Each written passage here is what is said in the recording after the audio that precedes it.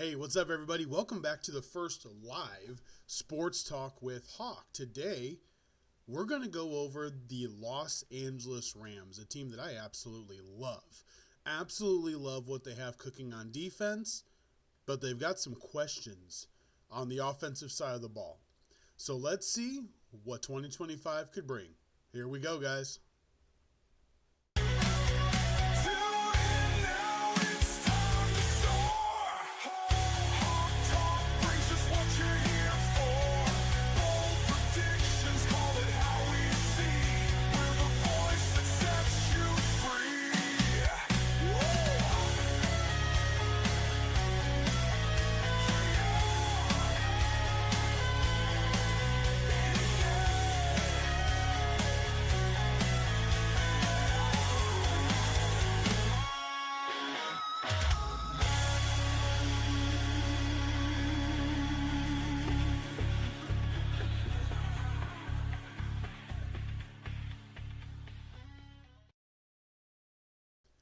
Hey guys, welcome back in on this gorgeous Saturday. Today we are going over the Los Angeles Rams.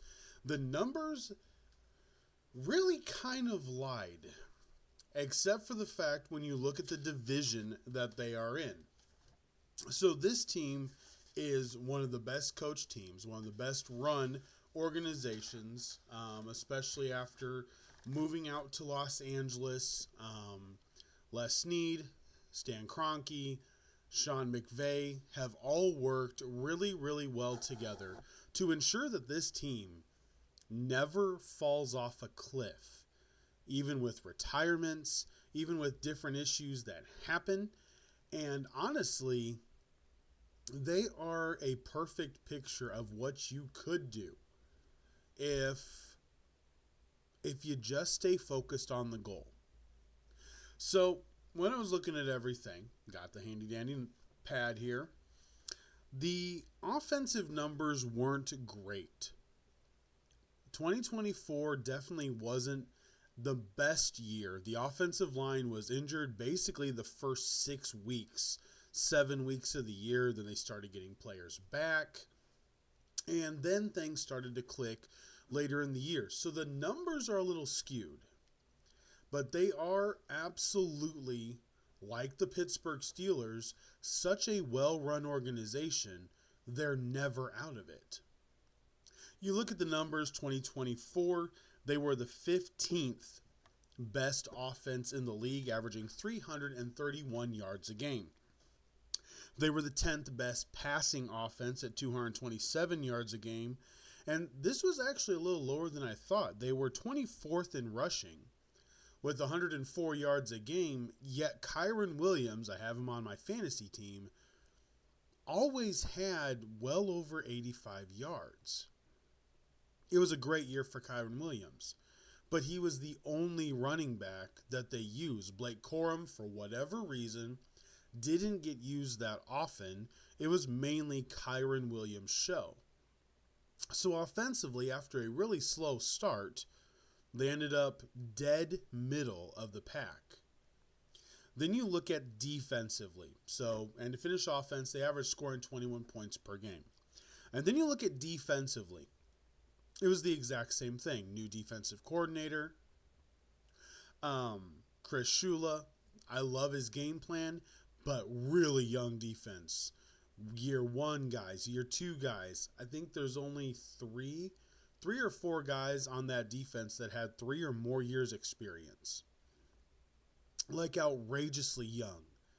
And they came together at the end of the year. You saw the domination that they can have in the playoffs, especially against the Vikings.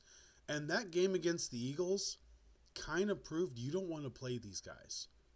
So this defense, to start out the year, they ended up 26th in the league at 353 yards total defense. They were 20th against the pass, 223 yards a game, and 22nd against the rush, 130 yards a game. But they started to gel. And at the end of the year, they had a turnover differential of +6. That's the key. Middle of the pack offense with injuries and how everything started. bottom pack defense, but they got better at the end of the year, and they kept getting better. And when the playoffs came around, you didn't want to have to block Jared Verse, Braden Fisk, Young. You didn't want to block any of them. You didn't want to have to throw it to Curl in the secondary. You didn't want to have to throw it to Durant. This team is feisty. They're young. This is an exciting young defense that's going to just get better, especially if they make a couple of moves. I do think they need a linebacker that can take some pressure off of the secondary. I absolutely think that's what they need. But big +6 turnover differential, 13 interceptions, 7 fumble recoveries. They gave the ball away 9 times through interceptions and 5 through fumbles. So there's the statistical numbers.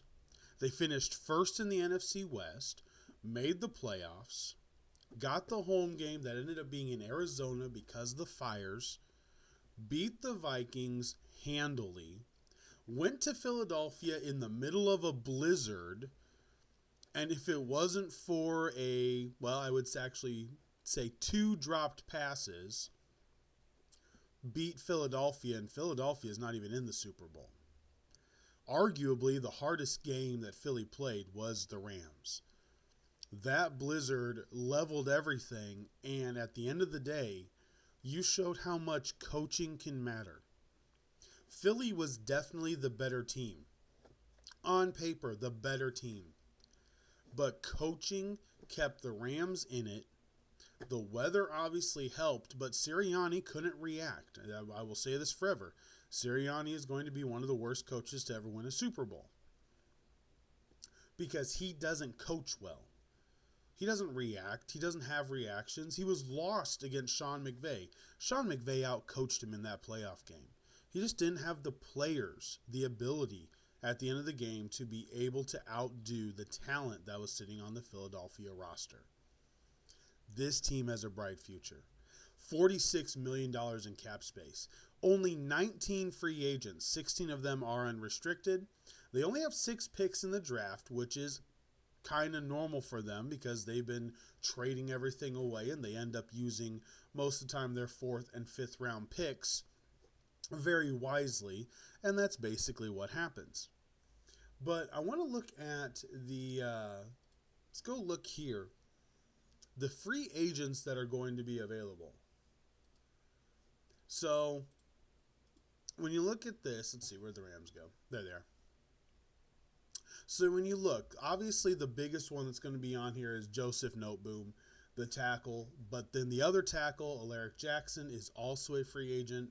Demarcus Robinson and Jimmy Garoppolo are free agents. Tutu Atwell, John Johnson, the safety as well. Connor McDermott, a backup tackle. So they do have 3 tackles that are free agents. And that's going to lead into my kind of idea for what the out-of-the-box thought process could be here. We know the Rams are going to trade Cooper Kupp. Whether Matt Stafford's wife is unhappy or not, it doesn't matter. We know they're going to trade Cooper Kupp. They need to. He doesn't really present much value, especially for the money right now. And even when they trade him, I think they're still going to end up paying half of his salary. I really do. I think they'll end up paying half of his salary. So at this point, I would really say if you can get a 3rd or a 4th, you may only be able to get a 5th for Kupp right now, and you're going to have to pay $10 million of his salary.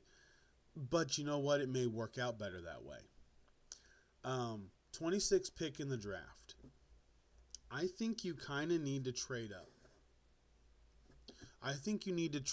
If you can sign Alaric Jackson, Noteboom's good. He's older. I think Jackson has more potential, and Jackson's a little bit more versatile when it comes to the offensive line. I would trade away Kupp with your first and try to move up into the mid-teens. So when you look at the mid-teens, who do you think could use Cooper Kupp? Well, there's going to be a couple of teams. that could use a veteran receiver that just knows how to play football. I know I've had Cooper Kupp traded to other teams previously.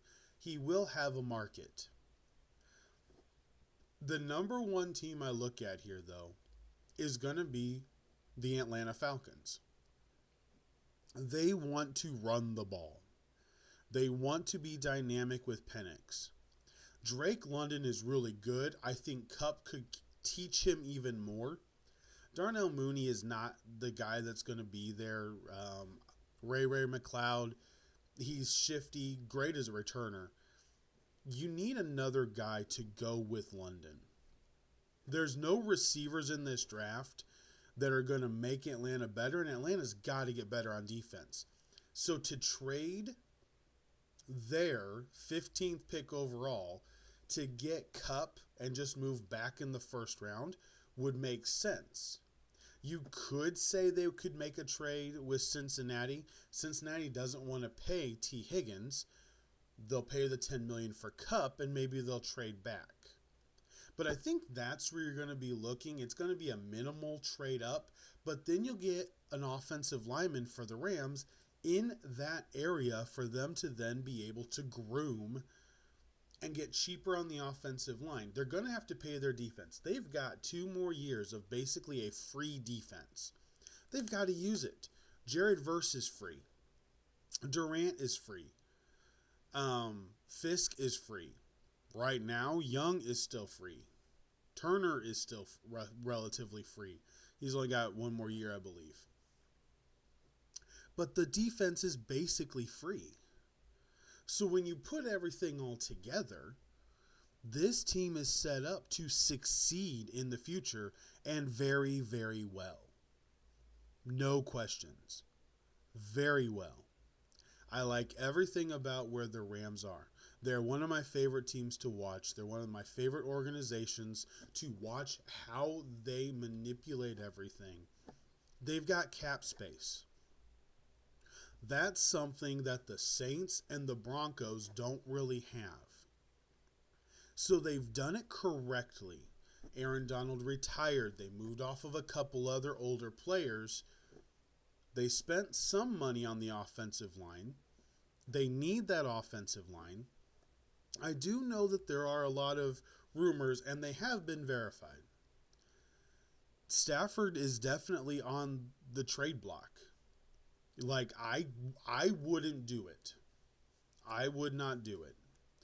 But if Stafford is that adamant about wanting another contract, and he reportedly wants a 3, 4, or 4 year deal, preferably a 4-year deal. I'm not giving him a 4-year deal. I'll give him a 2-year deal, but if he wants a 4, he's going to have to go somewhere else. So you may have to trade him. But if you do, and like this is why it's not my out-of-the-box idea, because it's already been relatively reported.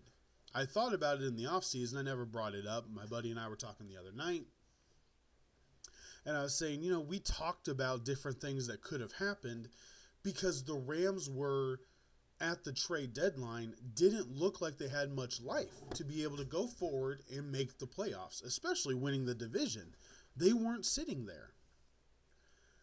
So my thought is, if they trade Stafford to the Giants, I don't think they go after a quarterback this year. I think they tried to trade for the first-round pick the next year. I think they get picks. They load up on picks. That way they can, next year, trade up if they have to. If the Giants get Stafford, they can win 6, 7 games. They may be able to win 8, but I'll say 6 or 7. They easily can do that. And if that's the case, you're not going to have a top 5 pick again. So you're going to need more assets to trade further up in the draft next year to get one of the quarterbacks in next year's draft. I wouldn't do it. If he's adamant about not playing this year without a new contract, you're going to have to trade him. He's going to force the hand. You can't give him a 4-year deal. He is not going to last. The injuries are starting to pile up. Puka Nacua already has injuries piling up. Kyron Williams has played mostly. The kid's actually been a really, really good running back. He has some fumble issues, but the guy is electric. I think use Kupp to trade up to the middle of the first, get your other offensive lineman, get your other tackle, sign either Noteboom or Jackson. I would go Jackson. He's younger. Noteboom is solid, but I think he's losing his legs a little bit faster. Get Jackson. Keep him there because you could move him to guard if you end up getting another tackle in there that you can put next to him. I like where this team is at. They've got a lot of options. They really have a lot of options. But I don't want to trade Stafford unless I get exactly what I want out of him. The team that gets him is going to end up giving him a 4-year deal. It is February 22nd. The league year opens March 10th, the legal tampering period, which means free agency. Nothing can be official till the 12th. Come on, let's be honest. The 10th is going to be when we get all the things. Breaking news, breaking news, breaking news. They might as well just start the league year. The legal tampering period, to me, is one of the dumbest things there is. Hey, you can legally do this. And then everybody's reporting that they've already signed. When they haven't signed anything. They've agreed to terms. Listen, nothing's official until ink is on paper. And the reality is, the tampering period just causes... It just doesn't... I don't like it. Start the league year when you want to start the league year. They're smart. Opening up a tampering period on Monday gives a huge lead up. Everybody can lead up to Wednesday when everything becomes official. But then they didn't have anything for the back half of the week. So we'll see what happens. I'm excited about it.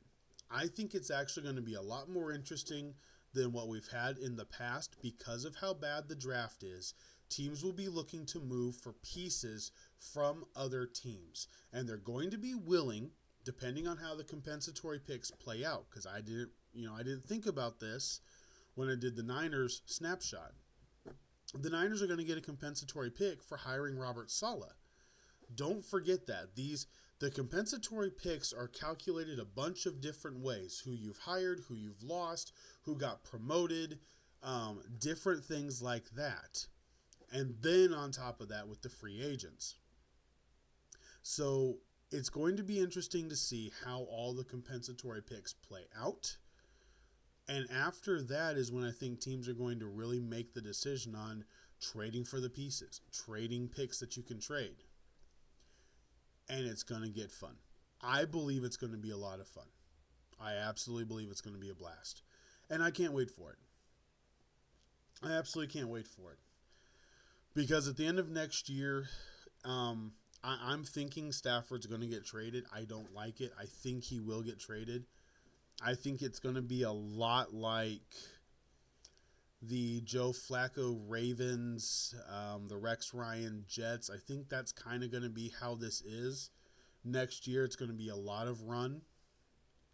The defense is going to be the best unit on the team. Early prediction is going to be 10-7 next year. And that's only because I think they're going to trade Stafford. They're still going to be the best in the division. The defense is going to carry them. But I think you could see a swap. I'd say the defense is probably going to be top 10 next year. I think Chris Shula's got a really good thing going.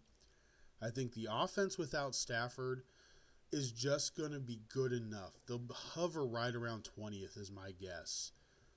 If they have Stafford, they can win 12 games. They'll win 12 games. They could win 13. This team is poised to be able to make another Super Bowl run. And I think that's the conversation McVay has to have with Stafford. We can make another run this year.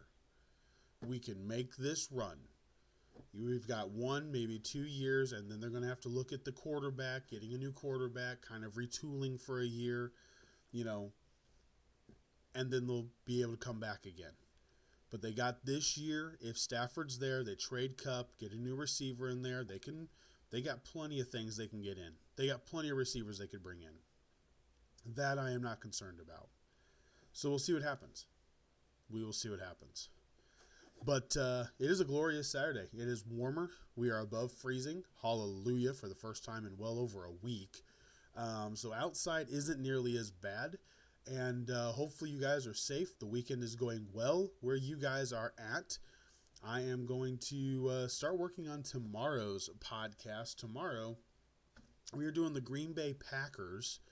And then next week, I know we start out Monday with the Texans and then the Seahawks on Tuesday. So we are rolling right along. And then let's see, tomorrow, is it tomorrow? Yeah, tomorrow. Got a couple things. I've been asked a couple different questions, so I'm going to answer those at the beginning of the podcast. And then we'll jump straight into the Green Bay Packers and what this year looks like for them. They were impressive last year. They should not have been the 7th seed because the numbers look way too good for where they ended up. That's a fact. But we'll look at them tomorrow. Thank you guys so much for hanging out. Have an absolutely great rest of your Saturday, and I will talk to you guys tomorrow for Sports Talk with Hawk. Let's see. Well, you know what? Make sure to subscribe.